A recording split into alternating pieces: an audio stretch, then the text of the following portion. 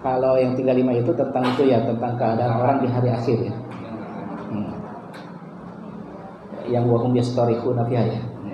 Nah itu 32. Fatir 32. Faminhum zalimul nafsi wa minhum muqtasid wa minhum sabiqun. Ada yang muqtasid itu kata salah satu model ini tafsir ini banyak tentang ya, tentang ayat itu banyak. Muqtasid itu tengah-tengah, artinya orang yang sudah merasa cukup kalau sudah menjalankan kewajiban. Jadi kalau sholat wajibnya aja, sunnah nggak mau dia. Gitu. Kalau puasa Ramadan aja, ada 10 Muharram dia nggak mau gitu. Gitu. Kalau misalnya infak sedekah dia zakat aja. Kalau itu dia nggak mau. Gitu. Memiliki kemampuan banyak, orang kaya tapi haji aja, umrah dia nggak mau gitu. Kayak gitu tuh. Itu muqtasid kayak gitu.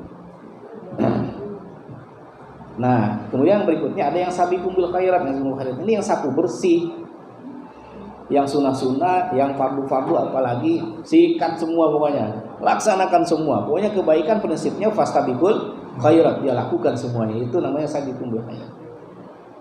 Ada isyaratnya kan itu. Namun demikian, sebagai orang yang merasa ya boleh jadi ada kekurangan di sholat fardu, sejatinya sholat sunnah, sholat sunnah itu tidak diabaikan begitu aja.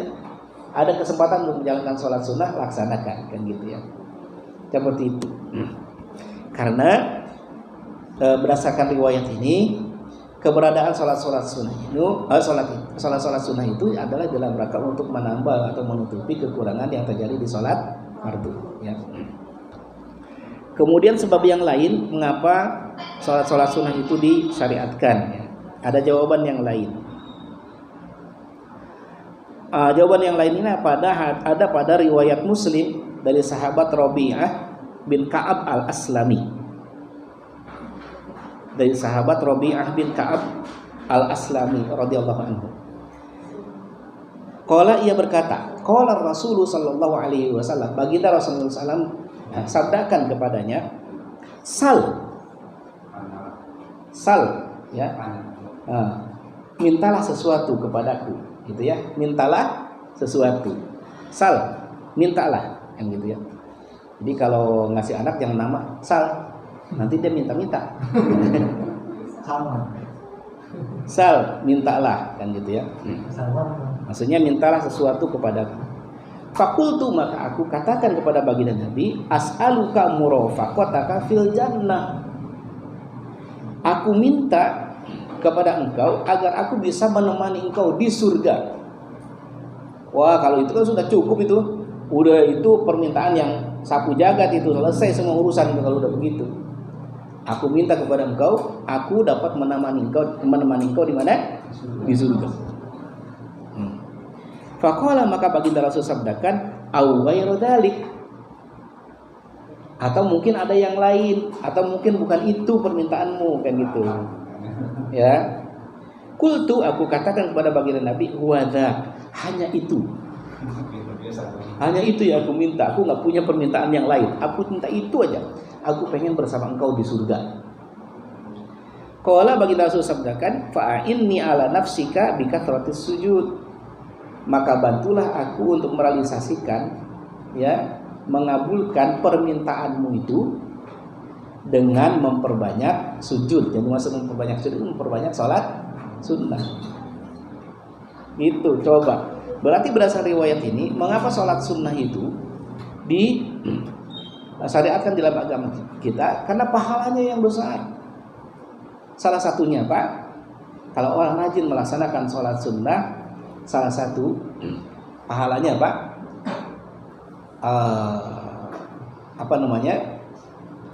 bukan di PHP, karena bukan PHP,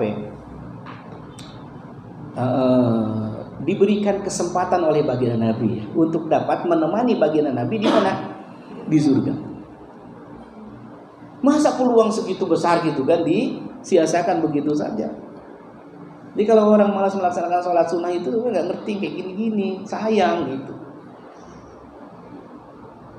Orang kita selalu bersama suami aja senang kok. Apalagi kalau banyak duit, bareng suami duit nggak ada, pusing juga.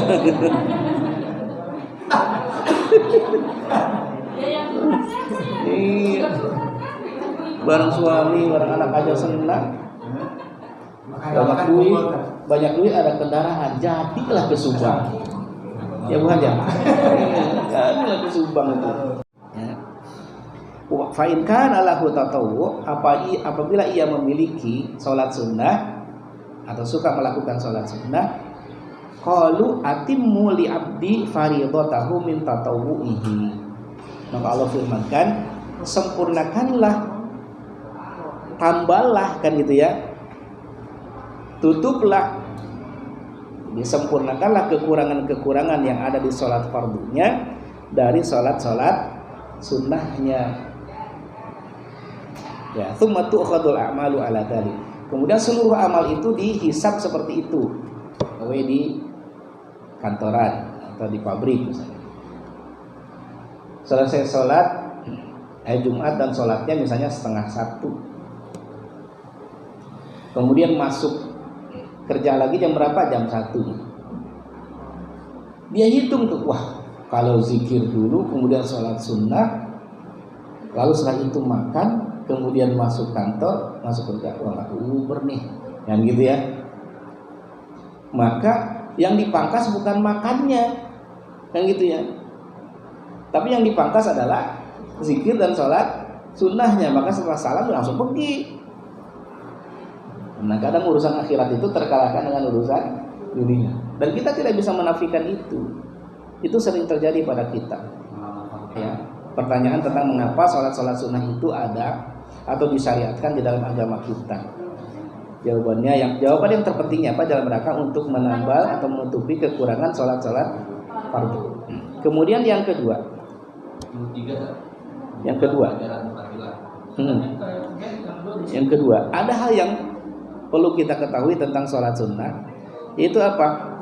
Sholat sunnah itu, ya, afdolnya atau baiknya sesuai sunnah dilaksanakan di mana?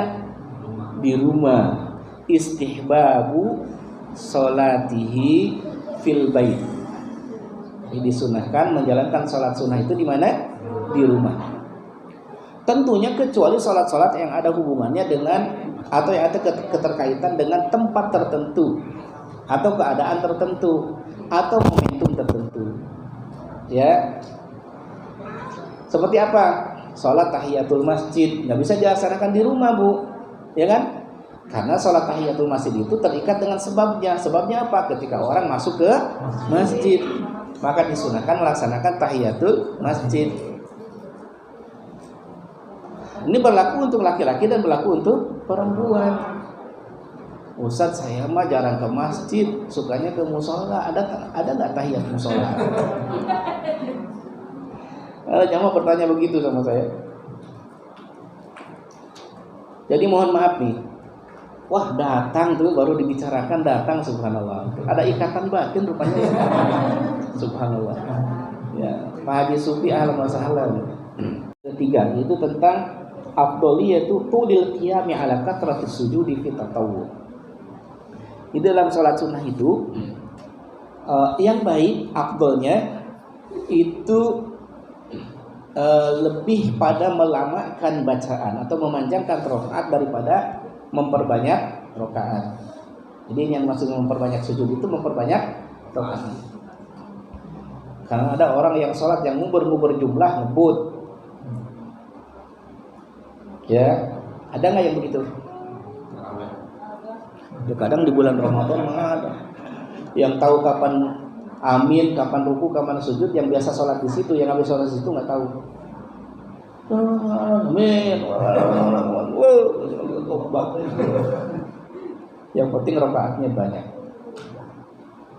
Dan boleh sekedar pada sholat itu termasuk pada sholat tahajud atau sholat malam. Kan sholat malam itu kan dua kan gitu boleh. Dan tidak terbatas jumlah rakaatnya kan gitu ya. Nah, yang bagus itu katanya apa? Dalam sholat sunnah bukan banyaknya jumlah rakaat, akan tetapi panjangnya bacaan, panjangnya berdiri, lamanya berdiri. Maka coba lihat bagaimana sholat-sholatnya baginda Rasulullah SAW.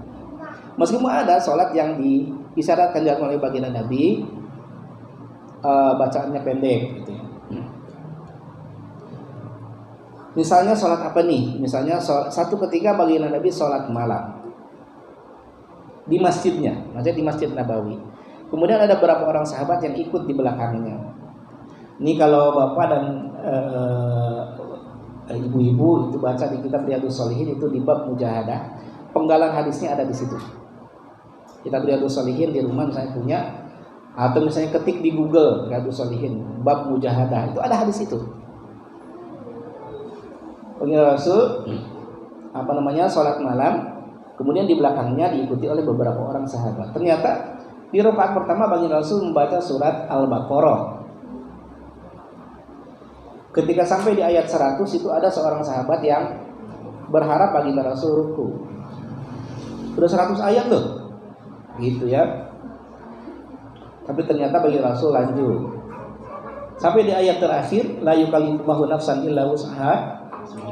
Ya, ada di antara sahabat yang berharap baginda Rasul ruku. Ternyata lanjut surat An-Nisa, lompat. Ketika sampai di ayat terakhir surat An-Nisa, yastaftunaka qulillahu yuftikum fil kalalah ila akhiril ayat. Ada seorang sahabat yang berharap baginda Rasul ruku nih. Kan sudah 2 surat panjang, Al-Baqarah, An-Nisa, selesai. Ternyata baginda Rasul mulai membaca surat Al-Imran. Nah, ketika baginda Rasul membaca ayat terakhir di surat Al-Imran itu, para sahabat semuanya sudah pasrah. Mungkin habis ini baginda Rasul baca Al-Maidah, nggak apa-apa, lanjut terus. Gitu. Ternyata baginda Rasul setelah selesai dari surat Al-Imran itu baginda Rasul ruku. Tuh 1 rakaatnya. Surat Al-Baqarah, surat An-Nisa, surat Al-Imran. Bayangkan itu. Ya. Kemudian tentang sholat tarawihnya baginda Rasul yang cuma 2 malam mengimami para sahabat. Di kitab yang ditulis oleh Abu Abdillah Muhammad bin Nasr Al-Marwazi rahimahullah tentang Mukhtasar Qiyamul Lail wa Qiyamul Ramadan itu bagus di kitab itu ya, menjelaskan tentang bagaimana itu sholat tarawihnya baginda Rasul yang cuma 2 malam itu. Ternyata di rakaat pertama baginda Rasul baca setara dengan 200 ayat.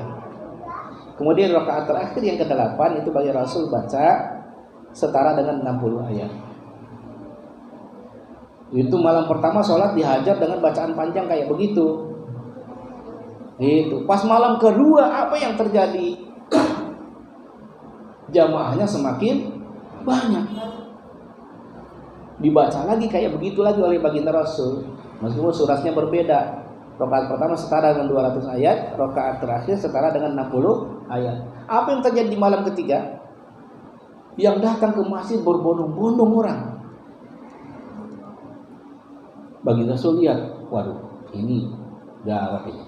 Gitu kan? Hanya baginda Rasul tidak keluar ke masjidnya untuk mengimami sholat tarawih. Karena satu kekhawatiran, sholat tarawih dipahami sebagai satu kewajiban. Gitu. Coba di kita malam pertama dihajar bacaan panjang. Malam kedua malam kedua hajar lagi bacaan panjang. Malam ketiga habis jamaahnya. Nah, itu ya, lihat ya. Lalu saya kan sholat jamaah, bukankah dalam sholat jamaah imam itu wajib memperhatikan kondisi jamaahnya? Ya iya, di sholat fardu. Makanya kita sekarang bicara tentang sholat sunnah. Yang dimaksud dengan boleh menjalankan sholat sambil duduk ini bagi orang yang memiliki kemampuan berdiri. Jadi sholat sunnah itu tetap bisa dilakukan sambil duduk.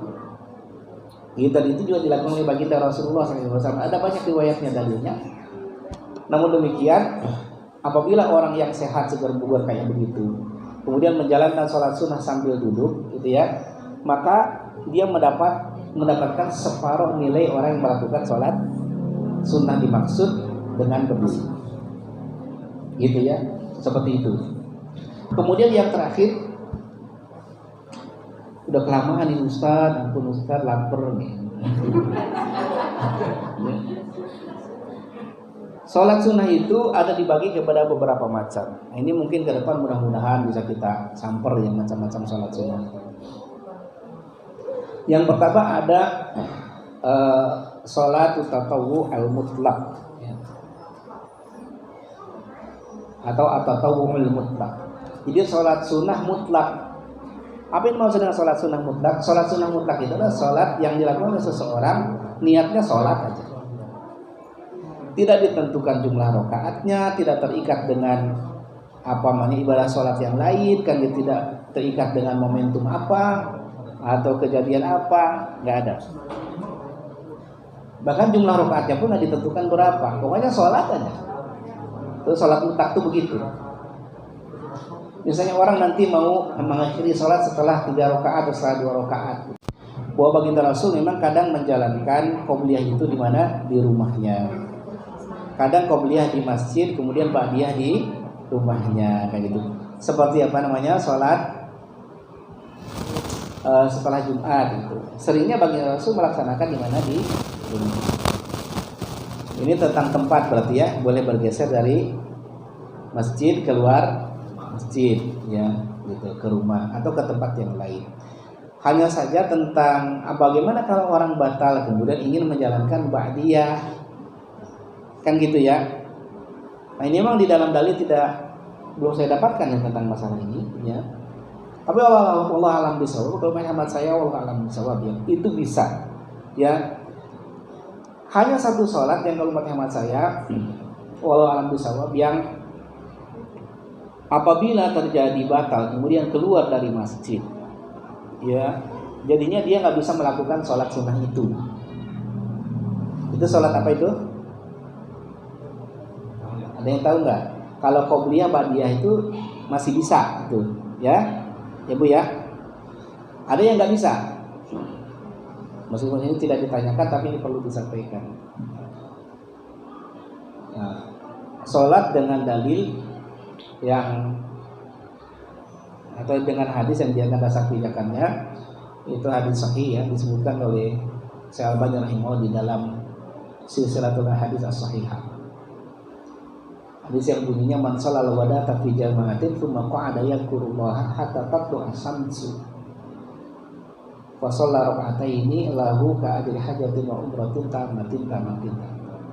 Siapa sholat subuh berjamaah kemudian dia duduk berzikir sampai terbit matahari, kemudian dia sholat 2 rakaat, maka ia akan mendapatkan pahala sebesar pahala haji dan umrah sempurna. Itu sholat suruh. Kalau tentang sholat suruh, iya, ya, bahwa kalau orang keluar dari masjid maka udahlah, lupakan untuk hari itu sholat suruhnya. Meskipun ada yang mengatakan boleh, tapi kebanyakan ulama mengatakan kalau sudah keluar dari masjid itu sudah tidak bisa menjalankan sholat itu. Itu saking khususnya, saking terikatnya sholat itu dengan 2 syaratnya. Itu sholat syaratnya apa? Sholat berjamaah di masjid, kemudian yang kedua tidak keluar dari masjid, duduk berada di masjid sampai terbit matahari. Tapi tentang qobliyah, tentang ba'diyah, ya insya Allah meskipun terpisahkan dengan apa? Dengan tadi itu batal, kan gitu ya. Maka insya Allah biidznillah tetap masih bisa melaksanakan ba'diyah. Waalaikumsalam.